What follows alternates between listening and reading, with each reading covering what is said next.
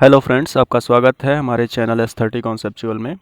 इस वीडियो के माध्यम से मैं आप लोगों को ये बताना चाहता हूँ कि जिन छात्रों का आरआरसी ग्रुप डी में कम नंबर आ रहे हैं, जैसे 35, 40 या 50 के लगभग आ रहे हैं, वो लोग बिल्कुल भी अपनी उम्मीद ना छोड़ें, क्योंकि असली खेल नॉर्मलाइजेशन में होता है। ये पिछली बार का रिज़ल्ट मैं आपको दिखाने वाला हूँ, जिसमें जिन छात्रों के 100 से ज़्यादा नंबर आ गए थे, उनके कितने नंबर बढ़े थे नॉर्मलाइजेशन में। किसी किसी का 32, 35, यहाँ तक कि 40-40 नंबर भी बढ़े थे। तो इसलिए आप लोग बिल्कुल उम्मीद ना छोड़ें। उदाहरण के तौर पर आपको कुछ छात्रों का रिज़ल्ट मैं दिखाने जा रहा हूँ। तो ये जो छात्र हैं, इन्होंने टोटल अटैम्प्ट किया था 88, जिसमें से इनके टोटल करेक्ट हुए थे 68 और टोटल रॉन्ग 20 हुए थे। एक क्वेश्चन जो है इग्नोर किया गया था आरआरबी की तरफ से। वैलिड क्वेश्चन 99 थे, जिसमें से इनके रॉ मार्क्स बन रहे थे 61.33।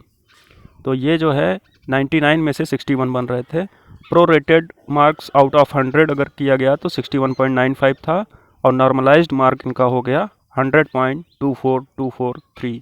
यानी कि अगर देखा जाए तो लगभग 39 या 40 के आसपास नंबर इनको मिले थे नॉर्मलाइजेशन में।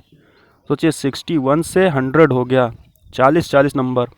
इसी तरह एक दूसरे कैंडिडेट हैं जिन्होंने टोटल अटैम्प्ट किया था 92, इनका करेक्ट हुआ था 86, टोटल रॉन्ग हुए थे 6, total number of questions ignore हुए थे 2 आरआरबी की तरफ से, वैलिड क्वेश्चन हो गए 98, और इनके जो रॉ मार्क्स थे out of total valid question 84 थे। प्रो रेटेड आउट ऑफ 100 में से 85 थे, और इनके नॉर्मलाइज्ड मार्क बन गए 111.01205। देखिए इनका कितना नंबर बढ़ा। अगर आप इसको कैलकुलेट करेंगे तो लगभग 26 से 27 के आसपास में इनके नंबर बढ़े हैं नॉर्मलाइजेशन में। तो दोस्तों, इतने ज़्यादा नंबर बढ़े, इसीलिए इनका 100 से ऊपर चला गया। अब देखिए तीसरे कैंडिडेट, इनका अटैम्प्ट था 89 और रॉन्ग था 17, और इग्नोर क्वेश्चन 3 थे। टोटल रॉ मार्क्स इनका बन रहा था 66.33, और pro rated marks out of 100 में था 68, क्योंकि 3 क्वेश्चन इग्नोर किए गए थे। और नॉर्मलाइजेशन मार्क्स इनका हुआ था 102.71। सोचिए 68 से 102 हो गया, तो इनका कितना बढ़ा। अगर आप कैलकुलेट करेंगे तो आपको मिलेगा 32 नंबर, लगभग 35 नंबर इनका बढ़ा था नॉर्मलाइजेशन में। इसलिए आप लोग उम्मीद ना छोड़ें। अगर आपका किसी का 10 नंबर 15 नंबर भी बढ़ जाता है तो वो रेस में शामिल हो सकता है। अगले कैंडिडेट हैं, इनका 84 अटैम्प्ट था और 76 करेक्ट था, 8 रॉन्ग था, 2 क्वेश्चन इनके इग्नोर हुए थे, और टोटल वैलिड क्वेश्चन 98 में से इनका रॉ मार्क्स जो था 73 बन रहा था। आउट ऑफ 100 अगर देखें तो 74 बन रहा था, और इसके बाद जब नॉर्मलाइजेशन हुआ तो इनके मार्क्स हो गए 101.02। तो सोचिए इतने ज़्यादा नंबर बढ़े थे, तब जाके इनके 100 या 100 के ऊपर बन गए। तो एक तरह से इनका 26 नंबर बढ़ा था, इसलिए ये 26 से 27 नंबर तब ये पीईटी के लिए शॉर्ट लिस्ट हुए थे। तो इसलिए आप लोग उम्मीद ना छोड़ें, कोई भी हो, कितना भी नंबर आ रहा हो, जब तक नॉर्मलाइज्ड रिजल्ट नहीं आता तब तक कुछ नहीं कहा जा सकता। अगले छात्र हैं, इनके 90 अटैम्प्ट थे, 78 करेक्ट थे और 12 रॉन्ग थे। 2 क्वेश्चन इग्नोर हुए इनके। 98 वैलिड क्वेश्चन में से इनका रॉ मार्क्स आया था 74, और प्रो रेटेड मार्क 75.51 था, और नॉर्मलाइज्ड मार्क हो गया 101 नंबर। तो इस तरह से आप लोग देख रहे हैं कि किसी का 26 नंबर, किसी का 35 नंबर, किसी का 32 नंबर, इतने इतने नंबर बढ़ रहे हैं। इनका भी देखिए 26 नंबर बढ़ा हुआ है नॉर्मलाइजेशन में। तो इसी तरह का खेल हुआ था पिछली बार। अगले छात्र हुए थे 95, जिन्होंने अटैम्प्ट किया था, जिनका करेक्ट था 80 और रॉन्ग था 15, और 3 क्वेश्चन इग्नोर किए गए थे आरआरबी की तरफ से, और 97 वैलिड क्वेश्चन था।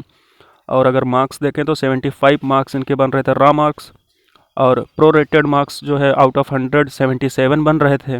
और आफ्टर नॉर्मलाइजेशन देखिए 109.24, कितना बड़ा फ़र्क पड़ गया। 77 से सीधा 109, यानी कि कितना हो गया, लगभग 33 नंबर इनका बढ़ा दिया गया। सोचिए इतना ज़्यादा क्यों बढ़ाया गया नंबर, किस तरह से। हालांकि इस बार का फार्मूला कुछ अलग है नॉर्मलाइजेशन का, इतने ज़्यादा तो नहीं बढ़ेंगे, लेकिन फिर भी 15 से 20 नंबर तक तो बढ़ ही सकते हैं।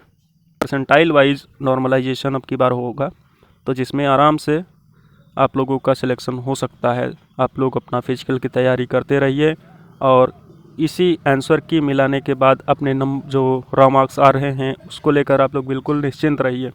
जो होगा वो रिज़ल्ट आने के बाद ही डिसाइड होगा।